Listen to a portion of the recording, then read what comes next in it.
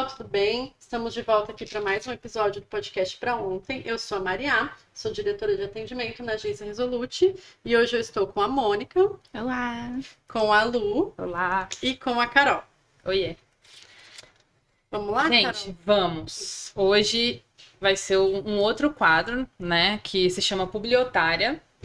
Esse quadro a gente criou para falar de campanhas publicitárias e de comunicação no geral que prometeram tudo, mas não entregaram nada. Ou entregaram uma coisa muito negativa, né? Então, a ideia é a gente trazer uma informação, né? Normalmente uma notícia. E aí a gente vai falar dessa notícia e aí vamos abrir para discussão. Cada uma vai expor a sua opinião. E a gente vai discutir por que aquela campanha de publicidade não foi legal e... assim, sugestões para isso não acontecer, né? Pra gente que trabalha no meio da comunicação, o que a gente poderia fazer para evitar que esse tipo de erro acontecesse, né? Então, hoje, a publiotária que a gente escolheu para discutir é uma campanha do metrô do Rio de Janeiro, que foi lançada em 2017. E ela criou muita polêmica porque ela tinha uma conotação racista. A verdade é essa, não tem como dourar a pílula nesse caso aqui. Então eu vou trazer a notícia para vocês e aí a gente vai discorrer sobre por que ela foi racista, o que poderia ter sido feito para evitar esse tipo de erro, esse tipo de problema e tudo mais. Então a notícia é a seguinte: metrô do Rio de Janeiro cria polêmica com campanha acusada de racismo. Então, o que aconteceu? O Rio criou uma campanha para divulgação da linha 4. Então, uma das artes dessa campanha estava escrito assim: conectamos o Rio de ponta a ponta. E de um lado tinha um casal negro e do outro tinha um casal branco. Só aí a gente já consegue perceber a problemática, né? Então, a campanha, né, a notícia diz o seguinte: uma campanha da linha 4 do metrô do Rio gerou polêmica nas redes sociais. Algumas pessoas acusaram a campanha de racismo ao mostrar um casal negro e um casal branco com a mensagem conectando o Rio de ponta a ponta. E aí, essa matéria traz pra gente um comentário que eu achei muito assertivo, assim, no que diz respeito ao racismo da campanha, né? E o comentário de um usuário do Twitter, né, diz assim: o metrô do Rio conectando os negros aos brancos, o morro ao Leblon, as empregadas aos apartamentos das madames. Triste, precisamos vencer o racismo.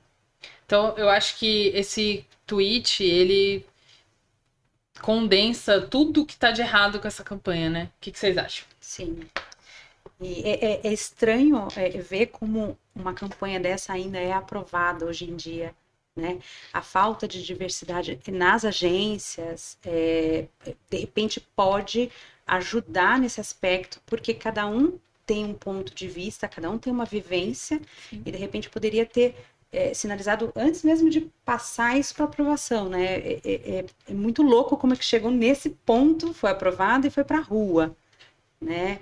Então, eu acho que um dos primeiros pontos é esse, a diversidade dentro das agências, dentro das empresas aí, provavelmente de marketing também, e não só em cargos mais baixos, mas em gerência, pessoas que conseguem dar opinião e que possam ser ouvidas, né?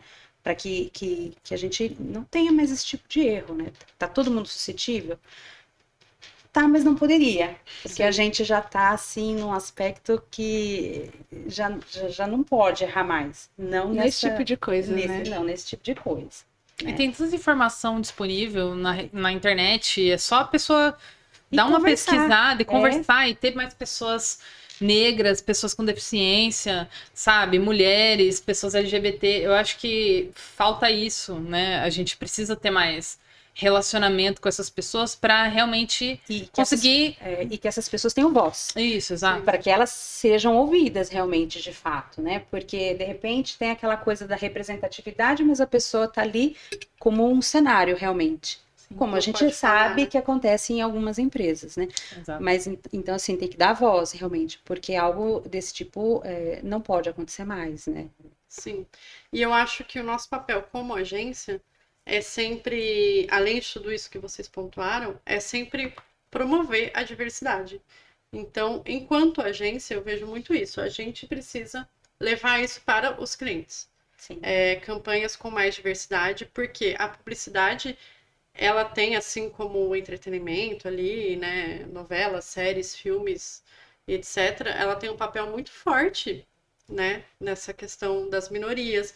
Então, quanto mais representatividade a gente tiver, mais isso vai mudando o olhar das pessoas, vai levando mais informação para todo mundo, né? Então, eu acho que a gente, como agência, também tem esse dever. É claro que nem sempre, né, as campanhas passam a gente, mas eu acho que a gente precisa continuar insistindo. E trazer esse olhar para o cliente do quanto isso é importante, né? Mas voltando a esse caso, eu acho que teve um problema mais sério, porque a resposta que a empresa deu não foi tão satisfatória, né? Eles, acho que se puder ler aí, Carol, mas assim, eles não admitiram, né? Sim, foi então, exatamente. acho que isso é pior ainda. Sim. Mais pra frente na matéria, essa resposta que a Maria tá comentando foi porque o que aconteceu foi o seguinte. A polêmica foi muito grande, foi lá em 2017, né? Mas mesmo assim, não faz tanto tempo assim. Mas a empresa, as pessoas começaram a cobrar um posicionamento da empresa, do metrô, né? Não só da empresa responsável pela comunicação, a agência responsável, mas sim do próprio metrô. E a resposta deles foi a seguinte: eles iam remover a campanha, iam tirar, né, todas as mídias que tivessem essa campanha, em respeito às pessoas que se sentiram ofendidas. Então, assim, essa resposta só mostra que eles não entenderam o tamanho do problema. Eles não tinham ofensa. Exato. Se você se sentiu ofendido, então tá bom, vou tirar a campanha do ar. Mas, tipo, não foi nada demais, né? Então... Em respeito a você, eu até tiro, mas eu não fiz nada, sabe? Sim. Então, é complicado. E a Lu comentou a questão da representatividade. Eu acho que, às vezes, até veio desse lugar, sabe? De ter uma pessoa negra na campanha. Só que não é só isso, né? Você tem que ver o contexto. Qual é o contexto da campanha, sabe? Poxa, tinha uma arte com um casal negro de um lado e um casal branco do outro, e falando que o metrô tava conectando as duas. De ponta a ponta. As duas pessoas de ponta a ponta. Na verdade, tava representando a realidade, né? Porque pessoas numa ponta e pessoas na outra. Mas a gente quer justamente mudar isso, né? Mudar essa realidade. Então, a campanha, ao meu ver, deve entender isso. Os negros estão em uma ponta e os brancos estão em outra ponta, né? Uma coisa muito distante e no Rio, no Rio não, né? No mundo todo, no Brasil. Mas lá tem a questão da desigualdade bem acentuada também, né? Então só reforçou tudo isso. Foi bem infeliz. E aí, que tipo de lição que a gente leva, né? Como as meninas falaram, ter mais representatividade dentro das agências e dentro das próprias empresas para que isso seja visto, né? Porque, pelo jeito, as pessoas que aprovaram e as pessoas que deram a resposta ali não enxergaram o problema até agora, então elas precisam ser educadas mesmo, né? E como que a gente tem essa educação? Com pessoas que representam aí, como a Carol disse, pessoas negras, LGBT, mais mulheres, pessoas trans, pessoas com deficiência, porque muitas vezes é um universo que a gente não vive, não conhece, e aí convivendo com essas pessoas a gente passa a entender isso melhor. Sim. Não que isso seja desculpa, né? Porque como a Carol disse, tem muita informação aí na internet, tem muito canal legal no YouTube, no Instagram, pra gente... O que falta é interesse, né, na verdade. Muita literatura disponível, tem bastante... E aí... Às vezes a gente se fecha numa bolha e não percebe o erro, né? Não percebe. Eu acho que a gente, como profissionais da publicidade, a gente tem que ser o veículo dessa mudança. É importante, principalmente de dentro, vir de dentro esse olhar, né? De, calma aí, não é desse jeito, vamos repensar essa campanha. Porque senão a gente vai continuar reproduzindo sempre a mesma coisa. Estereótipos, né? Exato.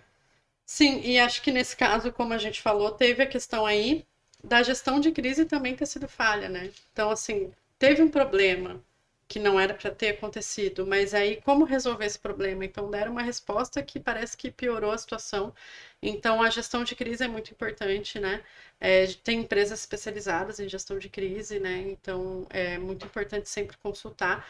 Um caso que aconteceu semana passada, né, que a gente estava comentando, é o caso do BBB, qual que é esse? 23. BBB 23, que teve um caso de assédio ali com o Guimê, o cara de sapato. Então, a gente viu ali que, apesar da gente até estar discutindo aqui que a gente acha que demorou um pouco, né? Eles demoraram praticamente 24 horas para tomar alguma ação, mas teve a gestão ali de crise.